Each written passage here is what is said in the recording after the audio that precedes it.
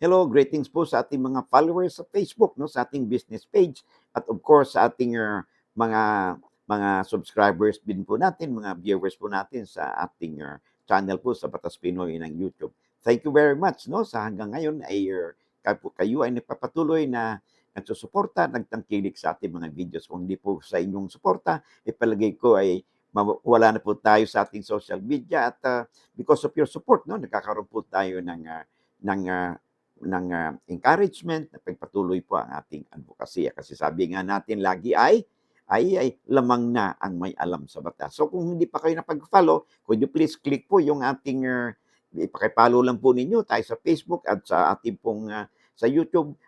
Kung hindi pa kayo subscribers, pakiclick po ang subscribe, shares, and like buttons po natin upang sa ganun, man-notice po tayo ng algorithm ng YouTube. No? And of course, huwag niyong kalimutan na mag-like, ha? And of course, i-click po ninyo ang notification bell upang sa ganun, pag may mga updates po tayo, ay you'll be duly informed at wala po kayong mamimiss na mga episode. No?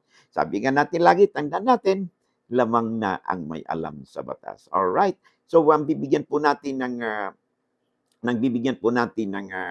ng pansin, no, sa episode nito ay yung sulat po sa atin ng ating isa po sa ating mga subscribers, no, viewers po natin na ang pangalan po niya, username po niya ay si Kate and Knight. Okay, so sabi niya dito, okay, I'll just read her letter. Sabi niya, yung lupa po ng mother ko, nabili rin ng katabi namin. Sabi niya, ngayon, for so long, sa tita ko, may sariling titulo na.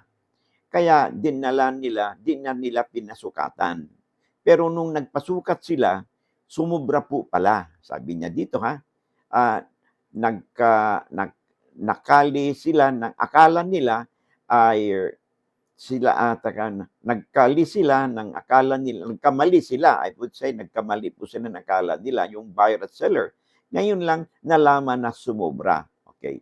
Yung presyo po ba base sa presyo ngayon o sa presyo nung ibinenta nila? Kasi sila rin ang nagbenta sa mother ko. Alright. Well, ganito yan. Unang pagbabasihan ninyo, of course, ay ano ba yung nakalagay doon sa inyong deed of sale? Ano ba yung area sa deed of sale? At ano ba per square meter ang inyong binayaran? Okay? So, kung ang inyong binayaran, no, base sa deed of sale, ay yung halimbawa lang ay 100 square meters at nakalagay doon halimbawa ang presyo ng per square meter, yun ang magiging bilihan ninyo. Yun ang magiging basihan. Ngayon, isinukat yun. Nung sinukat yun, ay sumobra. Okay? Sumobra. Okay?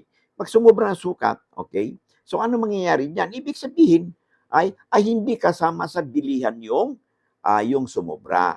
Okay? Kaya, ang tanong ngayon, kung gustong bibilhin na yung sobra, at yung tanong ni Kate, ay ano ba ang dapat, ano yung dapat mananaig? Yung presyo ba noon o presyo nung kasalukuyan?